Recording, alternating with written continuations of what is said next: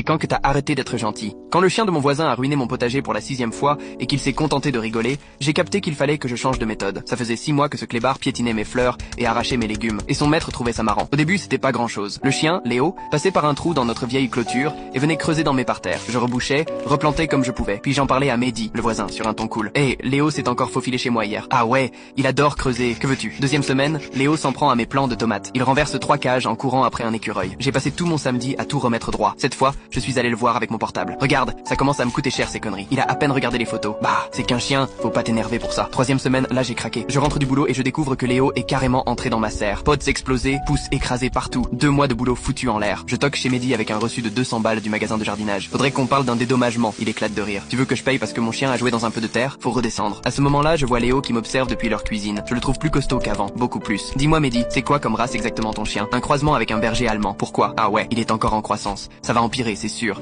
J'ai essayé une dernière fois d'être sympa. Écoute, on peut partager les frais pour réparer la clôture, la rehausser. Ma clôture va très bien. Peut-être que t'as juste un jardin trop fragile. Ok, j'ai eu une meilleure idée. Le lendemain, j'ai fait 3 magasins de jardinage pour me renseigner sur les solutions anti-nuisibles. Le 3e m'a montré un truc pas mal. Des arroseurs à détection de mouvement faits pour éloigner les bêtes sauvages. Et il repère quoi exactement? Tout ce qui est plus gros qu'un chat à 4-5 mètres. Parfait. J'en ai pris 4 et j'ai passé mon week-end à les installer tout autour du jardin. Chaque coin était couvert. Je les ai réglés pour qu'ils fonctionnent du lever au coucher du soleil. Lundi matin, je bois mon café tranquille. Et là, j'entends le premier test. Léo a retrouvé son petit passage habituel. Psst, un jet d'eau bien puissant. Il aboie comme un fou. Je jette un œil par la fenêtre. Léo est trempé. Il tourne en rond sans comprendre ce qui lui arrive. Il file vers le fond du jardin. Psst, encore. 2e arroseur. Puis il tente vers la serre. Psst, une 3e fois. En pleine course. Il est complètement trempé. Il court dans tous les sens. À chaque virage, une nouvelle douche. Et là, j'entends Mehdi crier depuis chez lui. Léo, mais qu'est-ce que tu fous? Il traverse son jardin en pyjama et chaussons, repère le trou dans la clôture, passe par là pour rattraper Léo. Psst, cette fois c'est lui qui prend. Il essaie d'attraper son chien avec les bras grands ouverts, mais Léo pense que c'est un jeu. Il court encore plus vite. Mehdi glisse sur l'herbe mouillée, tombe la tête la première. Le 4e arroseur l'arrose en pleine figure pendant qu'il est au sol. Léo finit par retrouver la sortie